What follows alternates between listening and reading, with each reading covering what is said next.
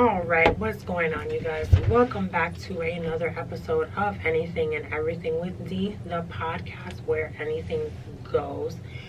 Thank you guys for tuning in today. I really appreciate it. So today there's going to be another episode with me by myself. And today I want to talk about something that's very controversial, very common, very, I guess we can say, cliche. I want to talk to you guys about love. I want to talk to you guys about love. I want to talk to you guys about soulmates. Is there one? I have a lot of opinions on this and I kind of don't even know where to start, and that's funny. So let me just start by saying I am single, right? I'm currently single. I am dating somebody. I've been dating them, I think it's like a year and a half almost, and we're not exactly in a committed relationship. There's a reason for that. I may or may not get into that later. So my past experience with relationships, right? I do relationships. I have been in relationships. Like when I do them, I'm in them for a long time. So I think I've been in like maybe 3 or 4 pretty serious relationships, and those have lasted like 4 years, 5 years.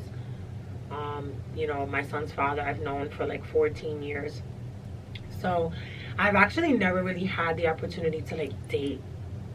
I've never really dated, you guys. That's so that's crazy. I know it sounds crazy, right? Especially in the generation and the society that we live in, but it's true, you guys. Like I've never really like dated. I don't think I've casually dated. Wow, that's crazy. I just had like an epiphany, like, damn, bitch, you've never really dated. And I'm okay with that, though. I'm okay with that. I guess I'm what you would call like a relationship person. I'm totally okay with that. I mean, I love being in a relationship. It's, you know, it's nice. Well, that can be, you know, depends. It depends on your relationship. But yeah, you guys, so I've never really dated. I've been in several very long-term relationships. I'm actually married and divorced, which I hate to talk about, you guys. Like you know, when I got married, I was pregnant with my oldest daughter, and I think I did it out of like fear of being alone and like a single mom. And then I was like, not, I think I was married for like a year, and then I got divorced. And you know, we still talk, obviously, because my daughter. So I feel like my thoughts on love have changed and they have grown. So one thing that I want to start off with, I think, just to kind of lead into the conversation, I think that so many of us like often feel like the person that we're dating and that we love is like the one. I swear that we feel like everyone is the one. How do you know who's the one? I think that that's like the $1 million question. That's the question that I feel like everybody asks. Who's the one? Like, how do you know? And I'm going to give my opinion on that. You know, you guys are going to get to hear how I think about that and how I feel about that moving forward into the conversation. But it's a little scary because it's like, how do we know who is the one, right? So my past relationships have not been the greatest. I think I was at a point in my life I was very broken, so I think that I was attracted to broken people, and I just kind of felt like it was normal. You know, when I was growing up, my mother and my father, they were never together. I was not born into a relationship. I think that I always just remember them not being together and just living in separate households. Like my mother had custody and then we would have visitation with my dad. That's how that went. So I've never in my life, you guys, seen like a relationship in the household, seen what it looks like, what it should look like. I've just never known what that's like, right? And I think that obviously that played a part in kind of maybe how I was in relationships. If you don't know what something looks like, you kind of just don't know like how to be or how to do that. Like everybody wants to have a successful relationship, but it's like if you've never really seen one, and I'm not talking about like in the movies and stuff, it's like, how do you really know, like, are you doing the right thing, or am I tolerating too much?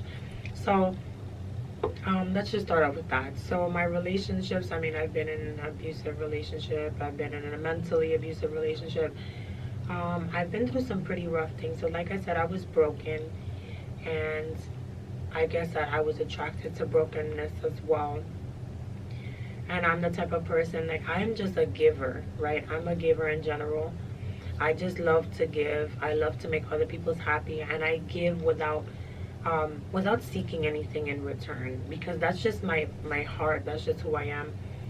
And one of my last episodes, I'm not perfect, but I have always been a good person, and I have always been a good heart. And I promise you, everybody that knows me personally knows that. I have made mistakes. I've done things that weren't always great, but I have a really good heart, and that always shows. So in my relationships, I think that even when I knew that they weren't right, or that I wasn't happy, or I even knew that this person was not for me, I still stayed. I stayed in hopes that, what every woman hopes, that their man will change, or that their significant other will change, that things will get better with time. I did have children with these men that were my significant others. And I was definitely never foolish enough to ever believe that a child would change my relationship, because that shit, come on, that's stupid. That shit goes out the window. But my children did change me. They changed who I am. But I was never, silly enough to believe, like, oh, that'll make our relationship better and keep us together. No, that's not anything that I ever believed to be true. But I just stayed. And I felt like, well, if I stay, regardless of like how they're treating me, they'll see that I'm serious, or they'll see that I love them. Or it was just, oh God, like, I sit here and I think about it now, and like, I'm talking to you guys about it, and I'm just like, I can't even believe that I put up with half of the shit that I put up with. But like I said, it's a learning experience. I was very broken. I was going through so much at that time, and I was trying to figure myself out for my children, because I knew that I wasn't happy. I had been unhappy for quite some time. I now have 3 kids, but first it was Alexandra, my oldest, then it was Leia, who's my middle child, she's 5, and my son is about 1.5 years now. But this was, going on when I had my 2 daughters. My son came into the picture later. And so while trying to sort through all those feelings in my relationship, I was trying to sort through feelings with myself, and I was just trying to figure myself out, and just trying to figure out how to be okay. And that was hard for me to do, and I'm going to tell you why that was hard. It was hard for me to do because I just wanted to be loved by somebody. And I have family, I have friends who care about me and who show me love. But there's something different about that intimacy that you share with a person that you're in a relationship with. And you kind of just feel like it's you and that person against the world. And, this is supposed to be your person. This is supposed to be the person who has your back no matter what. And I would stick it out. And I would just have this hope that, it would work. And I can't even tell you why. I just felt that that's how it had to be. And that's really not at all how it had to be. Not how it had to be. Like, that's not at all how it was. So, knowing what I know now, right, I can obviously look back and I can see what the problems were in my relationships. And I should have never stayed. That was problem number 1. Like, I should have never stayed. I should have never dealt with the things that I dealt with, because I was not being true to myself, and I wasn't taking that time to figure myself out. And that was impossible for me to do, right? So it's impossible for me to figure myself out and love myself when I'm trying to love another individual who's not loving themselves. The cycle is vicious. It is so vicious, which is why it's important for people to spend time alone, getting to know themselves. So, it was a very vicious cycle for me. And, how I said earlier about everybody, we watch movies, and all the movies, the guy and the girl, and then, it just makes me sense. No, I'm just joking. I'm a hopeless romantic, you guys. I am like so romantic that it's annoying. Like, I love mushy gushy stuff. I love cuddling. I love hugs and kisses. Like, I'm so annoying. I'm annoying, but I give you your space. Like, I'm not, crawling up on your ass. So often, like, we are brought up with this mentality. Society has this mentality of like, you all know who's the one, and there is only one, and whatever, right? So the thing with me was that I was falling in love with the potential of what I had, right? So like I said, I was attracted to broken men. Definitely men that I see now had a lot of shit to work through, right? And although they claim that they love me, I don't think they knew how to love me properly because they were not loving themselves. So like I said, you guys, this is just like a cycle, and this is why it's so important to be by yourself and to love yourself, because then we put up and tolerate with a bunch of things that we probably shouldn't. And you know the shitty thing about that, you guys, is that we kind of have to go through it to understand. So I can talk about it now and look back at it now, and I get it now. But at that time, I was heartbroken and hurt, and I was not understanding everything that I understand now. So it's the cycle of life, you guys. It's stressful and it's hurtful. But the most important thing to remember is take from that. Take from it. Remember how you felt. Remember that you don't want to feel that way again. And it's like you have to also be mindful of the other individual that's in the relationship. If I'm feeling how I'm feeling and going through what I'm going through, imagine what this man is going through, or just imagine what anybody's significant other is going through, right? So like I said, we all see in the movie, society makes you feel like there's the one. I may have wanted them to be the one, but the thing about me is that, like, I knew deep down in my heart that these men were not for me. I knew it, and I ignored it. I ignored the shit out of the little person that was in the back of my head, like, no, bro, you know this is not right. And I was like, shut up. Like, I really tried to stick it out. I tried to be good. I tried to be emotionally, like, available. I even tried for my kids because I wanted a family. Everybody wants a family. And you know how there's always that stereotype of, people staying together for the sake of their family. And that's honestly one of the worst things that you can do. You don't want your children to be brought up in an environment that is so unhealthy and so... I don't like the word toxic. I said that in my second episode. I don't like the word toxic. I'm going to say unhealthy. You just don't want that for your children, because trust me, from a child of two amazing individuals, it affected me. And they weren't even together. So imagine having two parents in the household that are unhappy. That's going to overflow and spill onto your kids. So like I said, I knew, like, I just knew, and I ignored it. Another thing that I want to talk about is, me feeling like I was in love, right? Oh, you guys are going to kill me for this. And so many people have so many different opinions. And so before I even get into my rant on that, let me just say this to you guys. These are my experiences. This is my opinion, and this is how I feel about these situations that I'm talking about. That doesn't make them right. That doesn't make them, better over anybody else's ideas. We all have the ability to think.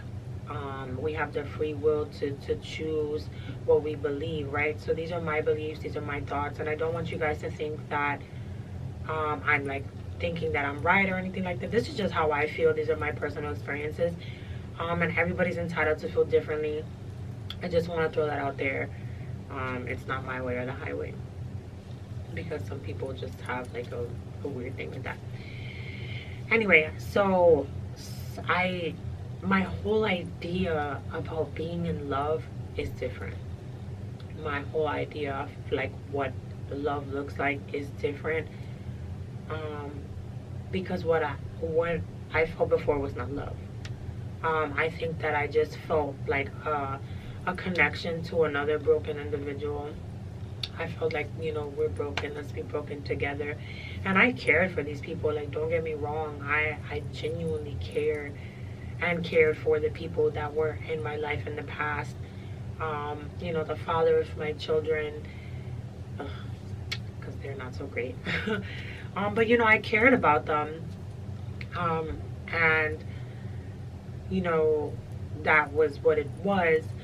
But I think that the idea of being in love and what we equate that to is not always right. So I associated love with pain. Associating love with pain is something that so many of us do.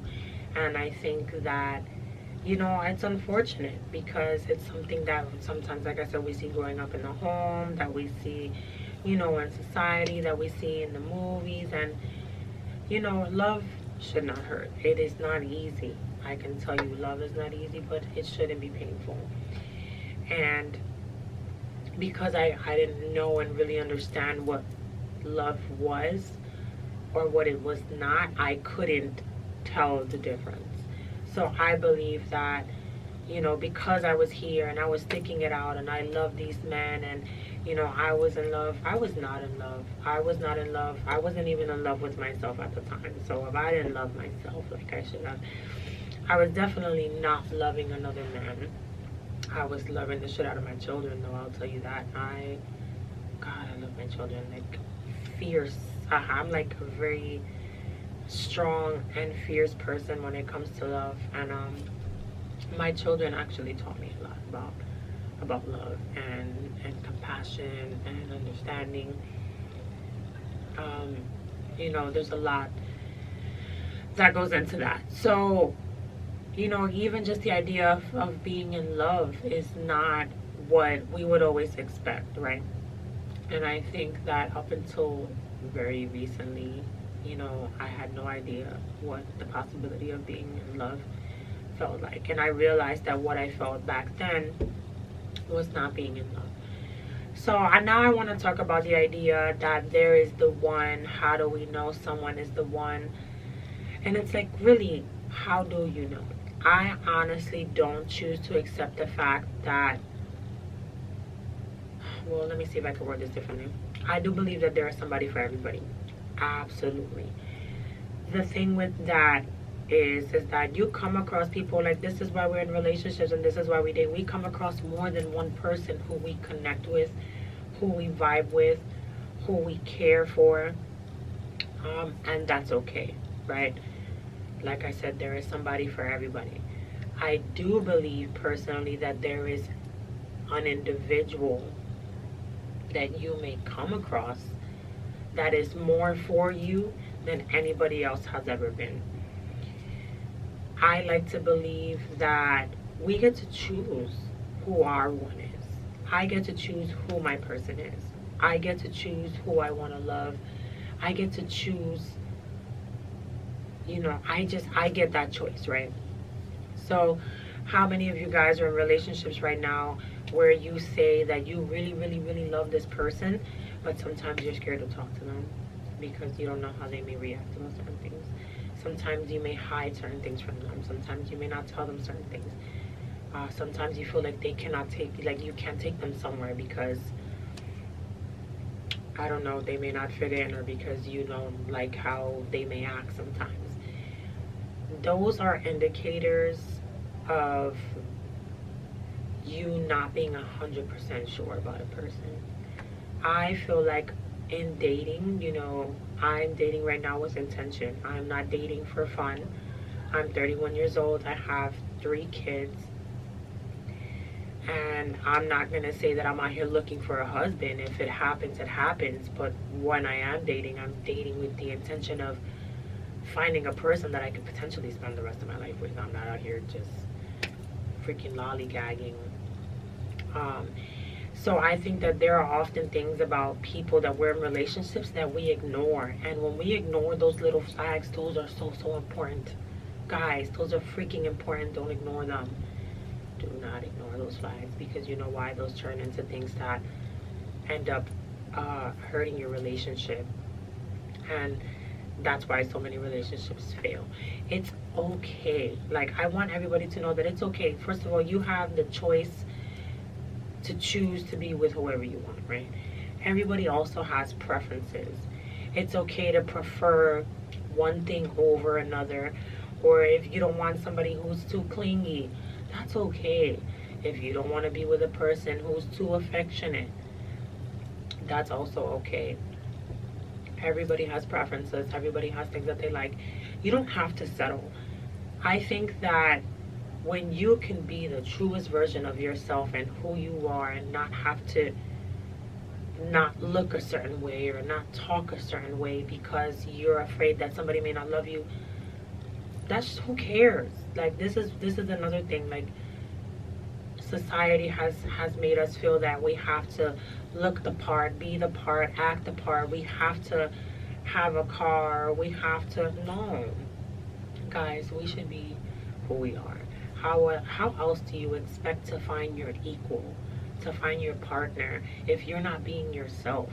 Don't put on a facade and then months and years down the line, you've wasted years of your life because you can't even be who you really are.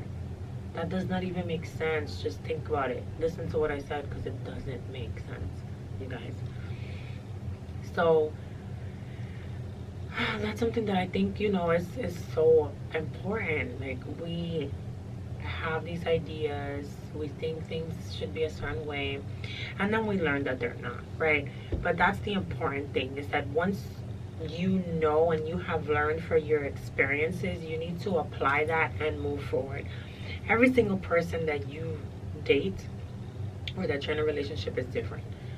So the lessons that I learned from my past relationships, I can't exactly apply that to my new relationship, or what would potentially be my new relationship, because every single person that I date is different. I don't see any single person that the same. The common denominator is myself. So I need to make sure that I'm good within myself. I'm true to myself. I'm happy with myself before I decide to introduce another person into that equation. Another thing is, like, don't feel like you have to have everything by a certain time. Like, you're 30 years old, you have to have a husband, a house, and a car. No, you don't. So don't, also don't let others make you feel like somebody is for you. You know who is for you. You know who is not. If you can see yourself having kids with this person, if you can see yourself waking up every day to this person, does this person have a goal? Does this person know what they want out of life? Does this person want to be great? Do they want to be successful? How do they treat others? How do they treat themselves? These things matter. Do you feel like you can take them anywhere with you? Or are you going on a journey and you feel like you can see that person right by your side? Everything matters, especially conversation, you guys. It is so important. It is essential that you are able to talk to the person that you are in a relationship with. If you are not able to freely speak to somebody that you are with, I believe that that's an issue. So this is what I'm saying, and I feel like I choose my one. Does there have to be one? Like I said, we come across many people that we care about, that we date, that we're intimate with. There is someone for everyone, yes. But when it comes to your person, you ultimately get to choose who your person is. And I want you guys to really sit there and think about it. You choose to be with this person. You choose to allow them into your life. And even for that person, when people underestimate, the power that they have, it's a privilege for someone to allow you into their life and into their hearts. The same way that it's a privilege for me to allow someone into my heart.